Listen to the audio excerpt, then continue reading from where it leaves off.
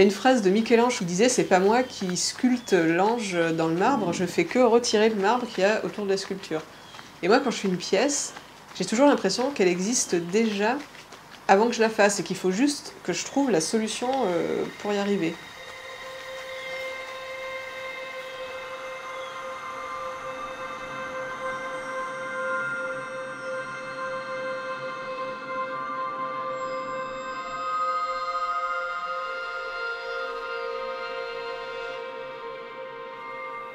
La console pseudosphère, je me souviens très bien le jour où j'ai fait le premier croquis et j'avais cette vision comme ça de deux sculptures qui pourraient être reliées entre elles par un plateau. Ça m'évoquait le lien entre deux univers, ça m'évoquait un fil tendu quand on parle de lien invisible entre le réel et l'imaginaire.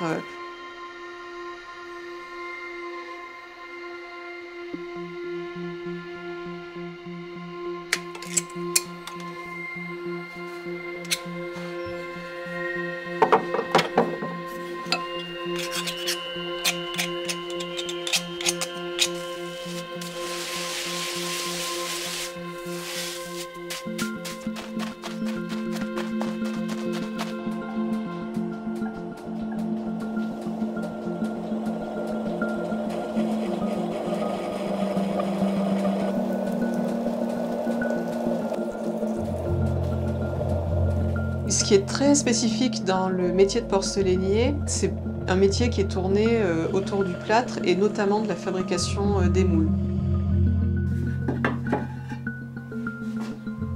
On fait ce qu'on appelle des matrices, donc c'est vraiment tout un savoir-faire qui gravite autour de ces métiers du plâtre. Je dis souvent en rigolant que je suis porcelainière et pas céramiste. En tant que porcelainier, on ne peut pas se lancer sans avoir l'idée précise de à quoi on veut que la pièce ressemble, quelle dimension elle va faire et par quel process on va passer pour la faire.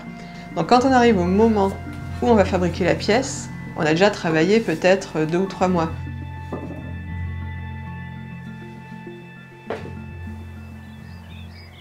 Le grès, l'argile, la terre cuite, c'est des pâtes qu'on va chercher dans le sol. La porcelaine, c'est quelque chose qui a été inventé. C'est un mélange du quartz, du feldspath et du kaolin. Le kaolin, c'est très important.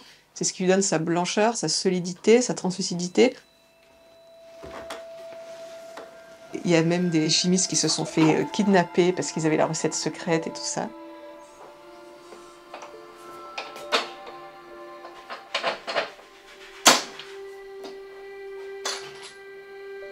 Je me souviens la première fois, pour en avoir 2 de bons, j'en ai cuit 14. Quand on travaille cette matière, je pense qu'on a un peu ce même genre de caractère où on est très solide et très résilient et très investi, parce qu'il faut être patient, il faut savoir recommencer, etc.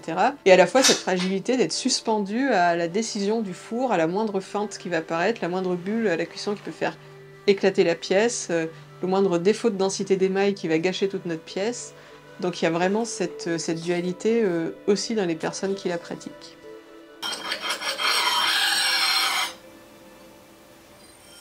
Le prix de la fondation Bettencourt, ça me semblait vraiment irréel. Et je me disais, oui, ça se trouve, on va m'appeler en me disant il y a une erreur administrative, quelque chose, on s'est trompé, ou quelque chose comme ça. Je me disais, ils m'ont vraiment dit ce que j'ai entendu. Toute cette tradition des grandes pièces majestueuses décoratives qu'on a connues à Limoges au début du siècle, c'est une pratique qui n'existe plus vraiment.